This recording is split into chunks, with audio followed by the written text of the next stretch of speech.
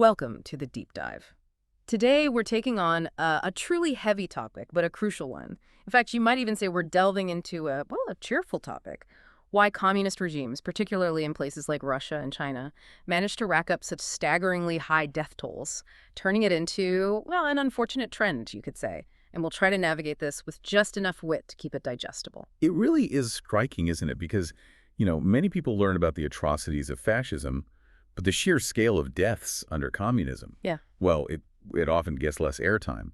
And for a lot of people, the how it happened is much less clear. Absolutely. Exactly. Because when you hear figures like potentially up to 100 million people, you have to wonder, how on earth did that happen? Yeah. And like we said, it wasn't because people suddenly forgot how to farm, no. Our sources show it had far more to do with central planning gone really, really wrong, paranoia and overdrive, and leaders who, it seems, saw reform as basically meaning remove.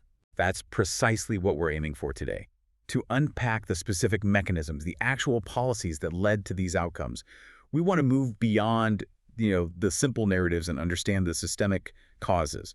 And we'll start with what turned out to be the most devastating driver, these massive famines. Right. Let's start there with the sheer scale, because the numbers, honestly, they're just mind-boggling. Famine was by far the biggest killer under these regimes. Our research really bears that out. Oh, absolutely.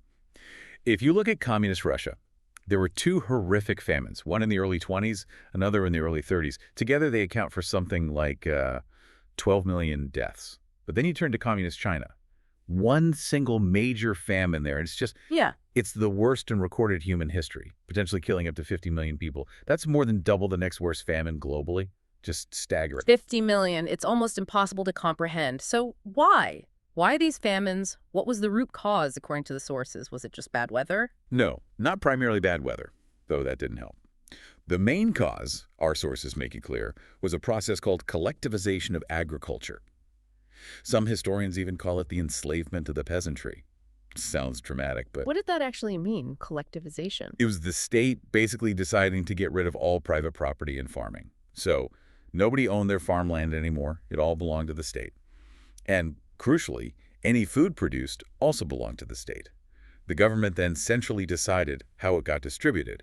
They saw prohibiting farmers from buying and selling food as essential for, quote, true communism, to stop capitalism slipping back in.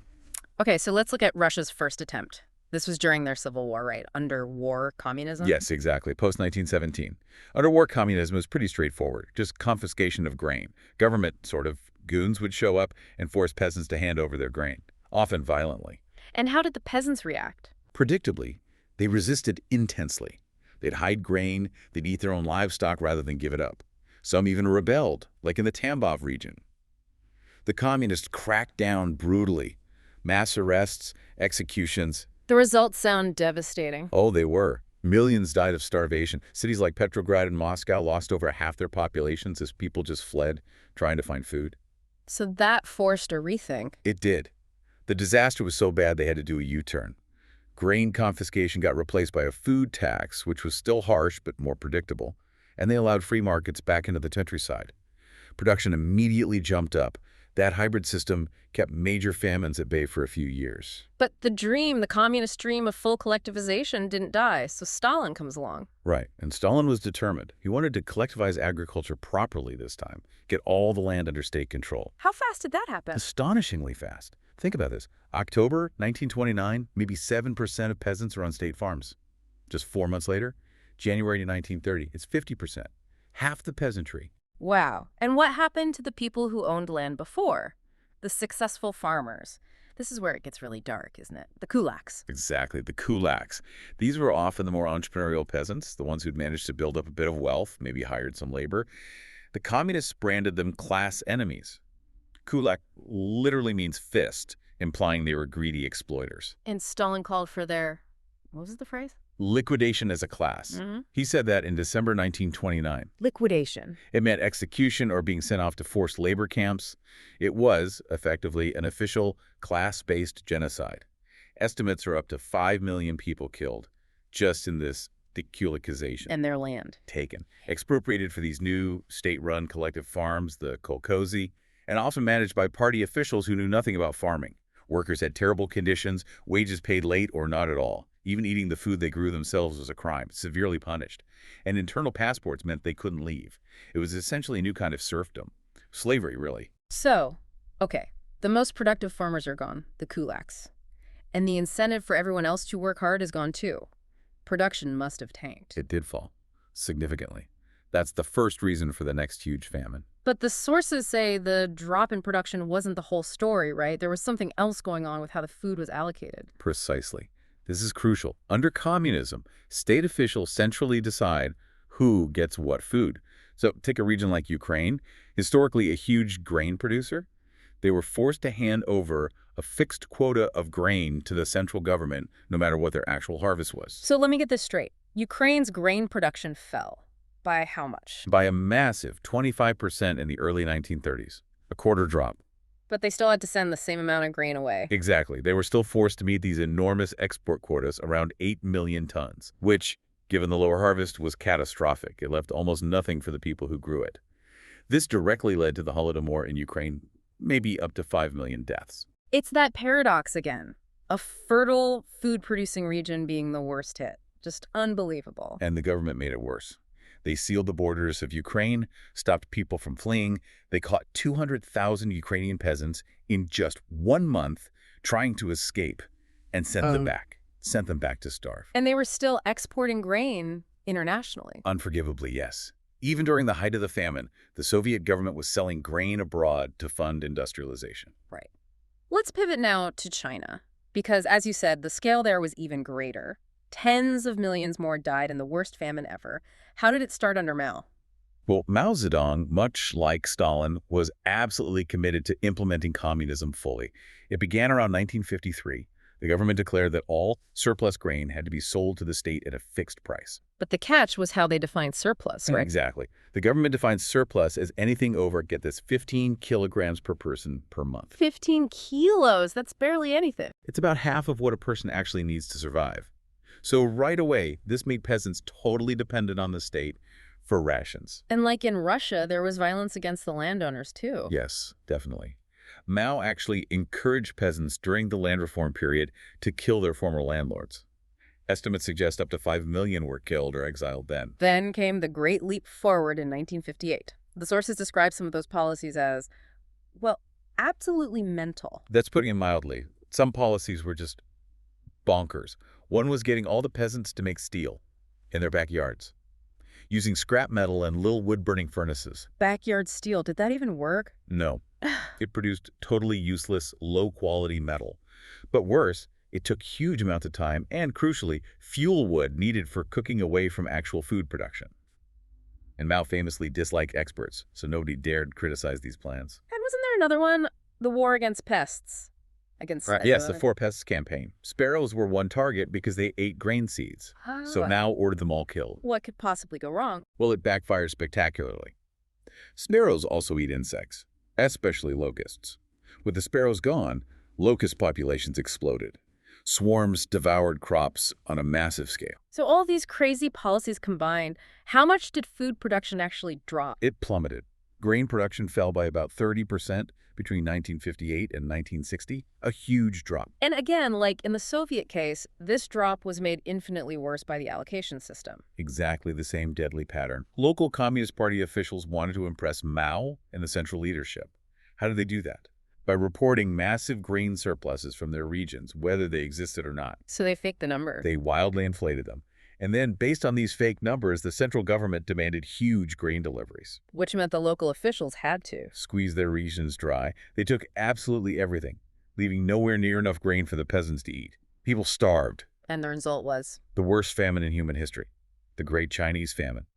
Estimates vary, but upwards of 40 million deaths seems plausible, maybe even 50 million. Just catastrophic. Unbelievable numbers. Okay, so famine was the biggest killer, clearly. But it wasn't the only way people died under these regimes. What about forced labor camps? Right. Tens of millions also died in those. Yeah. In Russia, they were the Gulags, infamous Gulags. Roughly 18 million people passed through them at some point. Yeah. And maybe 1.5 million died in the camps. Conditions were just horrific. Starvation, disease, overwork. Prisoners eating rats, dogs, anything. The Gulags were a key tool of terror and control, really winding down only after Stalin died in '53. And China. Similar system. Very similar, yes. Yes. The Laogai system. Yeah. Much less is known definitively because, well, the regime is still in power and controls access to records and sites. But they functioned in much the same way. Slave labor for state projects. Estimates of deaths there are even wider, but range from maybe 15 million up to 30 million. Huge numbers again. Beyond famine and camps, there was also just direct violence, purges, massacres. Yes, lots of direct killing. We already mentioned the Gulags in Russia, maybe 5 million killed directly there. And Stalin's Great Purge. That was in the 1930s. Killed about another million people. And what's fascinating, or perhaps chilling, is who was targeted. It was often the elites. Top military officers, diplomats, party officials, even people extremely loyal to Stalin. Why? Why would he kill his own supporters, his inner circle? It seems the goal was to break their will completely, to create absolute terror and submission through psychological shattering. And a key feature was the forced confession, extracted through brutal torture. Stalin himself would apparently review and edit confession drafts, adding imaginary crimes, making them more elaborate. Like that military commander example, Tokachi. Mikhail Tokachi, yes. Yeah. A decorated commander forced to confess he was a German spy, totally fabricated. These confessions were then publicized, used to justify the arrest and convince the public that enemies were everywhere, even high up. And in China, similar patterns of purges and massacres. Very much so. The land reform was their version of the Kulak killings, as we said, encouraging peasants to kill landlords. Millions died. Then came political purges like the campaign to suppress counter-revolutionaries and the anti-rightist campaign. Anyone even suspected of disagreeing with communism was a target. Millions more deaths. But the biggest, most chaotic was the Cultural Revolution, wasn't it? Starting in '66. Yes, the Cultural Revolution was something else entirely. More than just a purge. It was Mao's attempt to totally remake Chinese society, to wipe out all capitalist and traditional elements. How did that work in practice? Mao basically unleashed the population, especially young people, telling them to attack anyone associated with the old ways or capitalist thought. Students formed militias, the Red Guards, and were given free rein to target the four olds: old ideas, culture, customs, habits. They destroyed priceless ancient artifacts, temples, graves, anything representing the past. It involved those horrific struggle sessions. Yes. Public humiliation rituals. People forced to confess imaginary crimes, often denounced by colleagues, neighbors, even their own children. Violence was common. And straight up killing, too. Oh, yes. Mass killings occurred.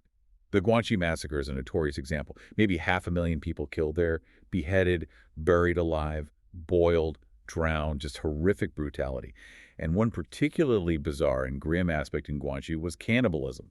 Not starvation cannibalism, but ritualistic violence involving maybe 400 victims. Ah, that's hard to process. And finally, we have to mention Cambodia, the Khmer Rouge. We do. One of the most intense and proportionally devastating communist genocides. Similar ideology. Purge anyone opposed to the revolution. They believed cities were inherently bourgeois, corrupt. So they forcibly emptied the cities, Phnom Penh, others driving millions into rural labor camps, the infamous killing fields. And they targeted intellectuals specifically. Anyone perceived as intellectual or linked to the old regime. Doctors, teachers, monks, even people who simply wore glasses were often marked for death. The final toll. Around 2 million people died, out of a population of maybe 8 million. So a quarter of the entire country wiped out in just a few years through execution, starvation, disease, and forced labor. It's just staggering. What's so striking looking back across all these cases is how these regimes, all driven by this communist ideology, implemented policies that just systematically led to such utter devastation. Indeed. I think the key takeaway from the sources is that, yes, the purges and the labor camps were horrific and killed millions, absolutely. But it was the famines, stemming directly from these specific communist agricultural policies, that lethal mix of crashing production and forcing regions to give up the very food they needed, that killed the most people, by far. So when you boil it down, it really wasn't some unavoidable tragedy or just incompetence, was it? It looks like a direct consequence of central planning gone terribly wrong, married to extreme ideological inflexibility, intense paranoia about enemies, and leaders who seemed to think reform just meant remove people. Well, on that rather sobering note, perhaps a slightly lighter one, a huge thanks, as always, to our producer, FireflyHaku, who manages to keep this deep dive alive and thriving, something past regimes aren't always so great at. Indeed. And grateful for your ears, everyone. Spread the word if you found this valuable, and please join us again soon. Yes, please do. Be sure to subscribe, share it with friends if you think they'd be interested, and join us next time when we dive into another big story, hopefully with a slightly later twist.